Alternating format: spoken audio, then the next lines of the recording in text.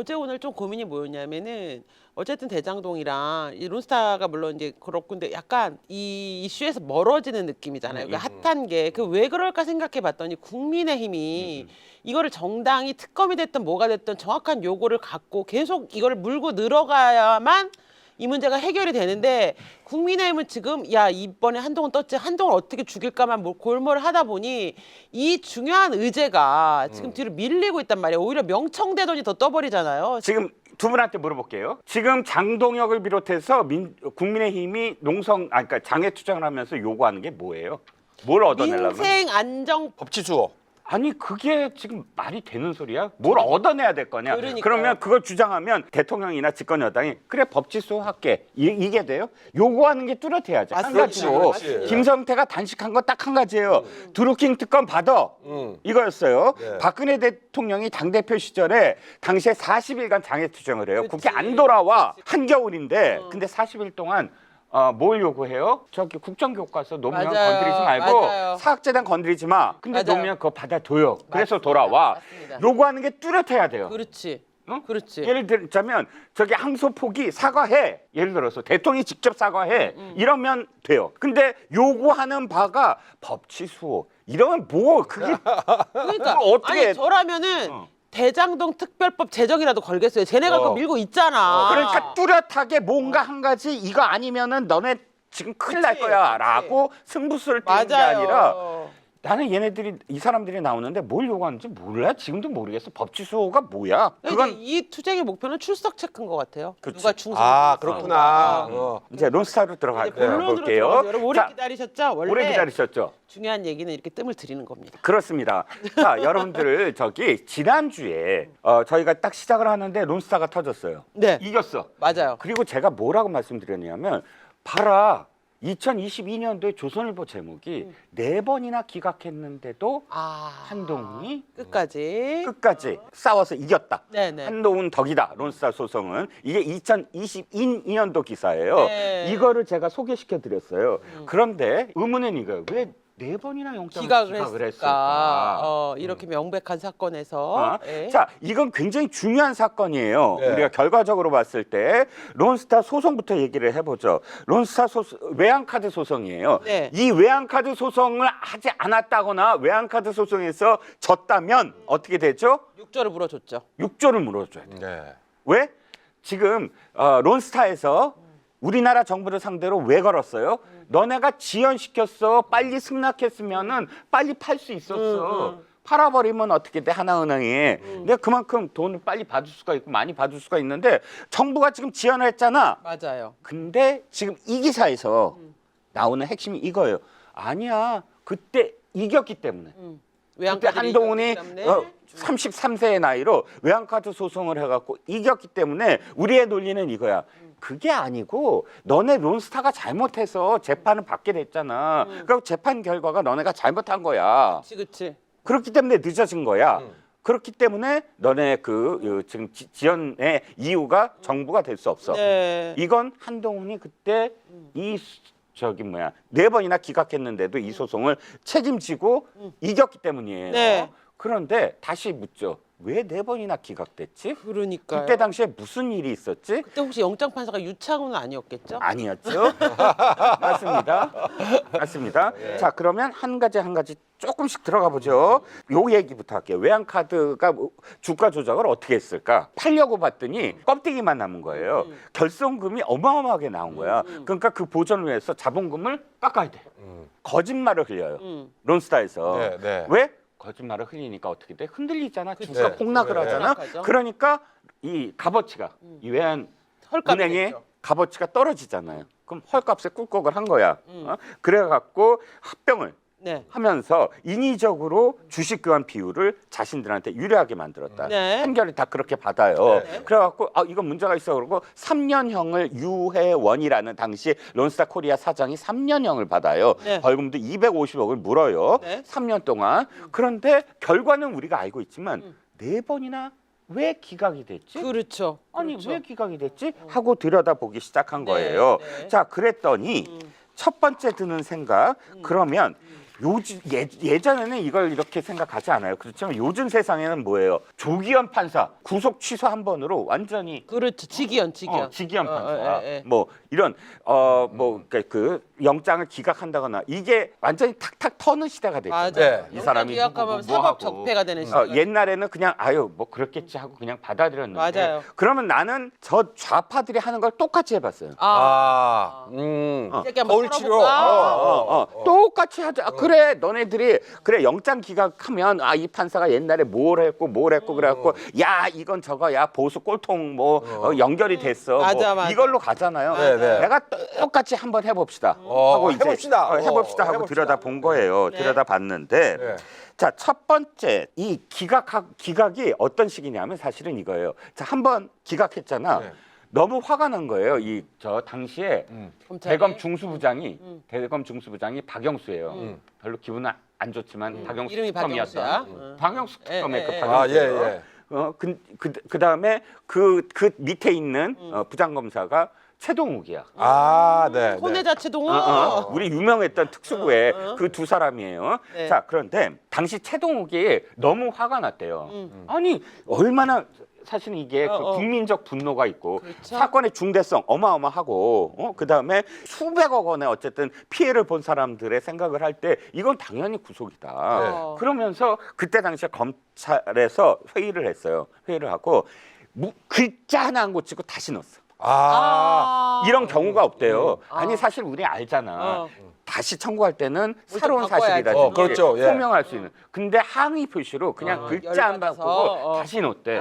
당연히 기각되지. 네. 그러니까 이제 항고를 했대. 근데 또 기각되지. 뭐 그래서 재항고를 했대. 기각돼. 이렇게 해서 4번에 기각을 한 거예요. 야. 그때 진짜 빡쳤구나. 그때 당시에 검찰도 완전히 빡친 거야. 검찰총장이 정상명이었는데 정상명이 직접 빡쳤다고 하더라고요. 오, 예. 자, 그런데 그럼에도 불구하고 거기에 맞선 이 법원 무슨 일이 있었을까? 그렇죠. 거기서 제가 누구를 발견하냐면 바로 론스타 경영진 체포 구속영장 다시 기각 두 번째 기각한 사람이 이상주라는 부장판사예요. 이상주. 네. 이상주 여러분들이 기억하셔야 됩니다. 네. 이 이상주라는 사람이 국제인권법 연구회 일단 소속이 국제인권법 네. 연구회야. 네. 인권법 연구회 거의 창립 멤버인가 그래요. 자, 냄새가 나네. 그 다음에 이 사람이 판결한 걸 다 봤어요. 이야, 황우나 송철호. 이게 황우나 송철호가 1심에서 유죄였거든요. 네네네. 항소심에서 뒤집어 엎어. 이거 울산 선거 개입 말씀하시는 거죠? 선거 네. 개입. 네. 뒤집어 엎어. 그 뒤집어 엎은 사람이 바로 이 사람 이상주예요. 그러네. 여기 이름 나오네. 이상주. 네네. 예. 국민 여론조사가 이거예요. 당시에 이게 무죄가 됐을 때 항소심에서 네. 무죄가 됐을 때 국민 48.8%가 우리법 연구회와 민주당 카르텔이 존재한다라고 인식을 네. 하게 만든 네. 그런 그 판결을 내린 사람이 네. 바로 기각을 했다는 거예요. 그러네요. 그뿐만 아니고 네. 이상주가 문정부 장하성 동생 1심에서 무죄 선고했으면 디스커버리 펀드 얘기하는 거 아니에요? 맞습니다. 장하원이라고 해서 디스커버리 펀드라고 문정부 때 제가 말씀드렸죠. 문정부는 펀드로 다 헤쳐먹으면 전부다. 근데 바로 옵티머스 라임이 있었는데 디스커버리의 네. 장하원을 무죄 선고를 해요. 1심에서. 그러니까 완전히 이 한쪽에 경도됐다라고 저는 얘기해도 과언이 그러네. 아니다. 그런데 더 이상한 일이 벌어집니다. 네. 이거 정말 수상한 일인데 네. 자 갑자기 언론에서 크게 보도가 돼요. 어떤 보도가 되냐면 계속 공방이 벌어지는 거 아니에요? 팽팽하게 지금 네, 검찰과 검찰과 법원이 판사. 법원이 지금 4번이나 이렇게 그 씨름을 하잖아. 네. 씨름을 하는데 세계 일본가에서 특종을 해요. 어떤 특종이냐면 부장판사와 중수부장이 비밀 회동을 했다. 뒷방 회동을 했다. 근데 이 안에 영장 기각 관련 담당 판사가 있고 그다음에 이 중수부장과 최동욱 이렇게 해서 4명이 만나요. 그 4명이 회동을 했다라고 특종을 하는데 이 기사가 어떤 식으로 방향이 나오냐면 야 이거 지금 법원 쪽에서 검사한테 압력을 집어넣으려고 영장 더 이상 넣지 마라. 네. 압력을 네. 집어넣으려고 한 것이다 라는 식의 기사를 써요. 네. 그랬더니 양쪽에서 일단 부인은 해. 네. 하지만 부인하면서 이상훈이가 뭐라고 그러냐면 아니 나는 그 압력을 넣은 적은 없다 하면서 한 말이 이렇게 얘기를 해요. 저기 수사 다 했으니까 꼭 기소할 필요, 구속할 필요 없잖니. 있겠니?라고만 했지 압력은 넣지 않았다.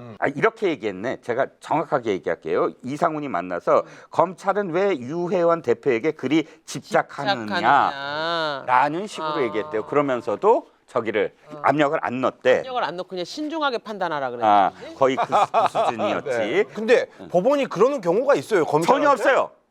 이거는 굉장히 이례적이에요. 부적절한 만남이야. 불가능해요. 네. 그렇죠. 어떻게 검찰하고 그러니까, 저기 판사가 만나갖고 구속이니 불구속이니 서로 얘기를 해. 두 번째 부적절한 건 뭐냐면 지금 민형훈 영장 전담 부장 판사가 영장과 관련된 담당 판사예요. 네. 근데 그 위에 있는 이상훈이가 함께 나섰잖아. 이건 뭐야? 헌법 위반이에요. 그러네요. 어떠한 판사도 자신의 양심에 따라 법리에 따라 판단하는 거야. 네. 이거 기억하시죠? 왜 그 간암인가 걸렸다가 저기 김명수한테 나 그만둘 거예요. 네네. 사표냈다가. 그 판사가 뭐 때문에 그때 당시에 민주당이 탄핵하려고 했냐면 이 사람 법원행정처인가에 있었어요. 근데 그 판사한테 전화를 해갖고 그 사건 어떻게 돼가니 일본과 관련된 판결이었을 거예요. 어떻게 돼가니 전화 한 통화했다고 지금 탄핵을 하려고 해요. 민주당이. 이게 그러네요. 위에 있는 판사가 담당 판사한테 압력을 집어넣으려고 했다. 그거거든. 근데 이게 그건 거야. 2006년도에는 우리나라 사람들 국민성이 달랐나요? 이때는 왜 조용했지? 정말 이건 말도 안 되는 일이거든요. 자, 이렇게 법원이 어쨌든 영장과 관련돼서 구속 안 돼, 유혜원이 구속이 안 되게 하려고 발악을 하고 있어요. 그렇네요. 예. 그렇잖아요. 근데 이상훈은 누굽니까? 이상훈 판사는 아까는 그 영장 기각한 게 이상주 판사였잖아요. 자, 이상주는 당시에 이제 영장 기각했고요. 요건 그 다음이야. 네. 그 다음 이게 계속되니까 거의 마지막 단계에서 딜을 하려고 지금 이상훈이 민영훈하고 나온 거야. 박영수, 최동욱하고 해서 진짜 딜을 하려고 그랬겠지. 하지만 어쨌든 이들은 제발 영장하지 마라. 자, 그래서 이상훈이 누구냐? 당시에 이 형제가 있어요. 이상훈과 이광범. 이 형제가 둘 다 광주 제1고와 서울대 법대를 나오고 LKB. LKB 이광범입니다. 앞서거니 뒤서거니 하면서 판사를 했는데 둘 다 꽤 유명했어요. 근데 이 둘의 공통점은 뭔지 아세요? 이용훈 대법원장의 오른팔 왼팔이야. 네. 이용훈 대법원장은 누구예요? 이용훈 대법원장은 노무현 대통령 당시에 바로 이 사법 개혁을 거의 주도했던 사람. 네. 그래갖고 그 당시에 이용훈이 거의 박시환 변호사라고 혹시 기억하세요? 우리법 연구회에 완전히 처음에 이제 그 이광범이 박시환이 하고 2명 더 있어. 강금실이 이렇게 4명이 우리법 연구회의 4대 창립 멤버예요. 그러니까 박시환 그러면 좌파의 완전히 거두야. 근데 우리법 연구회 판사들의 요청 물밑에서 받고 박시환을 대법관으로. 그러니까 완전히 우리법 연구회와 완전 밀착했던 그 사람이 이용훈입니다. 노무현 대통령이 임명한 사람인 거죠? 맞죠. 그런데 자, 다시 돌아와서 봅시다. 이상훈과 이광범은 나중에 또 설명해 드릴게요. LKB. 자, 이 두 사람이 오른팔 왼팔인데 이광범은 당시에 무슨 이용훈 대법원장의 비서 무슨 실장이니 뭐니 완전히 그 이용훈의 가장 꽃보직을 했어요. 이광범은. 자, 이상훈은 당시에 형사수석 부장판사고. 자, 근데 이상훈이 왜 그러면 나서서 저랬을까? 나머지 판사들이 왜 영장을 기각했을까? 그렇죠. 이 뒷배가 뭘까? 놀랍게도 이용훈이었다. 대법원장이었다. 대법원장이 영장 내주지 말아라 한 거군요. 라고 추정을 할 수 있는 게 이겁니다. 이용훈이 변호사 시절에 외환은행을 인수한 론스타 측으로부터 사건을 수임했대요. 이용훈이 그런데 갑작스럽게 대법원장이 내정이 된 거야. 그러면서 이제 변호사를 못하지 대법원장이니까. 자, 그럼 합리적으로 추론해 봅시다. 이상훈이라는 부장 판사가 이 모든 것들을 후배 판사들한테 얘기를 해갖고 야 너 기각시켜 했을까? 아니네. 큰 손이 움직였네요. 대법원장 정도가 움직였어요. 그러네요. 그러니까 이용훈이라는 사람이 네. 변호사 시절에 네. 론스타 쪽, 그러니까 네. 우리나라가 아니고 네. 론스타를 대변하는 그 수임을 했고 네. 그거를 하려고 하는 순간에 대법원장이 되면서 영전을 가면서 이 사건에 대해서 실제로 대법원장 위치에서 압력을 행사했다 이렇게 봐야 되는 거군요. 저는 그렇게밖에 생각이 안 됩니다. 아. 이광범 얘기를 해보죠. 이광범은 아까 누구랑 동생이죠? 이상훈이고 네. 이상훈과 이광범은 이용훈의 어떤 뭐랄까 오른팔, 모든 왼팔. 것들, 오른팔 왼팔처럼 모든 지령을 다 수행했던 사람들이고 법원 행정처니 뭐니. 네. 그런데 이상훈이 대법관에 임명돼요 나중에. 네. 그랬던 대법관의 내정 얘기가 나오자 네. 이광범이 판사를 그만둬요. 왜요? 왜요? 형이 대법관 됐는데 왜 자기가 판사를 그만둬요? 사실 이광범이 뭐냐면 아시다시피 우리법 연구의 저기예요 수괴. 수괴 좋다 표현. 완전히 저기 그 이광범 그런 그냥 우리법 연구예요. 네. 그러다 보니까 만약에 대법관에 청문회가 열리고 그러면 당연히 동생이 보고 동생이 판결한 거 어쩌고 저쩌고 하면서 지면을 장식할 거 아니에요. 네. 그러니까 자기가 일부러 대법관 되라고 일단 한 거예요. 나선 거야. 그렇지만 이광범은 어떤 그래서 양보를 했다가 아니라 완전히 떼돈을 벌어 그 다음에. LKB. 나중에 뭐 또 민주당 전문 표현이 되겠지만 서초동의 김앤장. 맞아요. 어마어마한 크기로 이 LKB 이광범의 이니셜을 따라 하는데 이광범은 초대 공수처장으로 거론이 됐다가 이제 네. 못했죠. 네. 못했고 개국본이라고 아시죠? 네. 아니 이게 그거 아니에요? 저기 김남국이 3억 보이스피싱 당한 거. 야. 여기 뭐 변호인도 하고 이건 정말 아무것도 아니야. 그리고 이광범이 저것도요. 그 탄핵을 30번 탄핵할 동안 그 모든 탄핵에 대한 그 변호를 다 이광범 LKB가 받아가지고 민주당의 탄핵으로 인한 재테크를 엄청나게 한 사람이에요. 거기서 돈을 다 가져갔고 수백억. 그게 다 우리 세금이에요. 네. 자, 그다음엔 LKB가 수임한 사건들, 특히 이광범이 직접 나선 사건들. 자, 일단 김경수, 그다음에 조국, 그다음에 이성윤, 그다음에 송영길, 돈봉투. 맞아요. 그래서 제목이 이거예요. 여권 구세주. LKB는 여권 구세주다. 그리고 막 전관들을 막 끌어모아. 전관으로 다 그냥 밀어붙여. 네. 그러면서 돈을 어마어마하게 불러요. 맞습니다. 아니 좌파 의원들은 맨날 그러잖아. 전관 나쁘다고. 근데 맨날 전관 써. 다 전관. 특히나 이거 백운규 산업부 장관 월성. 네네. 그것도 월성원전. 예, 그것도 항소심을 예. 뒤집어줘요. LKB가. 법관 12명 출신들이에요. 검사 7명. 이 지금 12명 7명이 전관인 거잖아요. 전관 대개는 고법 이상, 고검 이상 뭐 네. 이렇게 그 전관이라고 부를 수 있는 네. 그런 정도의 그 경력을 가진 사람들을 전부 다 뽑아서 완전히 승승장구를 합니다. 뭐 돈을 정말 네.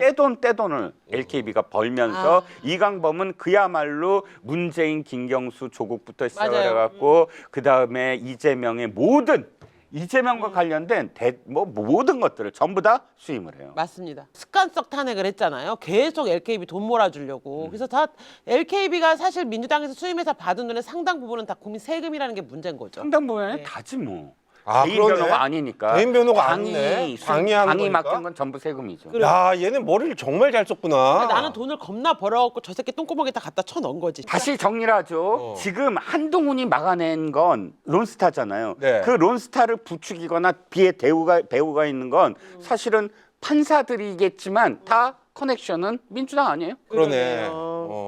그야말로 한동훈이 상대했던 건 론스타 뒤에 있는 우리나라의 좌파 커넥션이었다.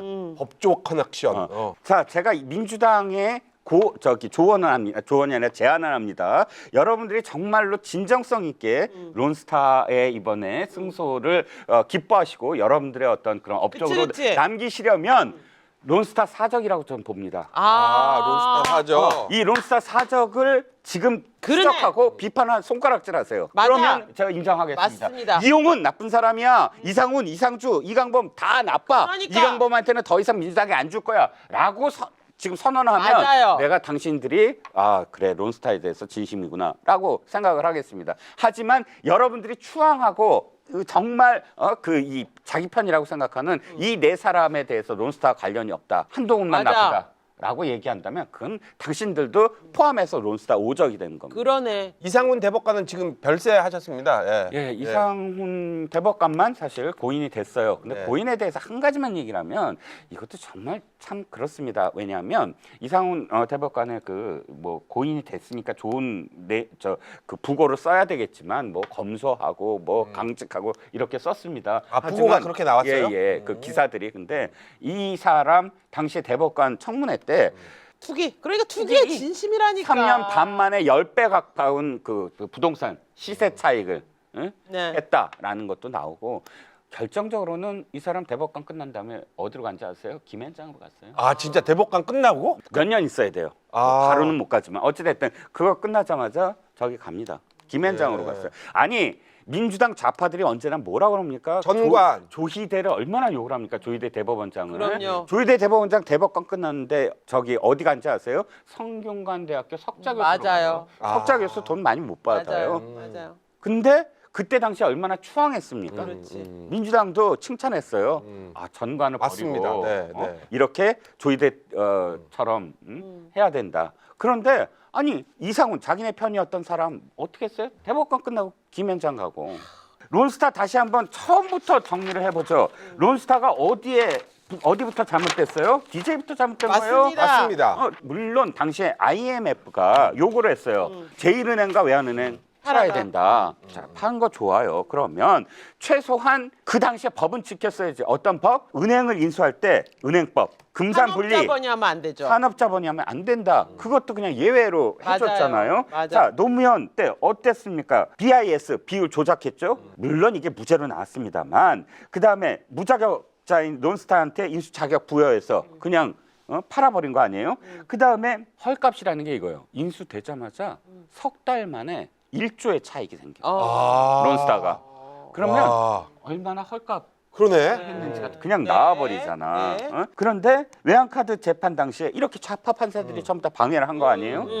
그 다음에 마지막까지 2022년도에 한동훈이 4천억 그거 할 때 끝까지 발목을 맞습니다. 잡았잖아요. 그러면 처음부터 끝까지 너네들이 한 거야. 너네들이 맞습니다. 시작하고 너네들이 마지막까지 4천억이라도 아끼려고 했던 한동훈의 발목을 잡고서 지금 뻔뻔하게 자기네들이 했대. 그러니까요. 제가 보기에는 민주당은 론스타 대변인이네요. 맞습니다. 예.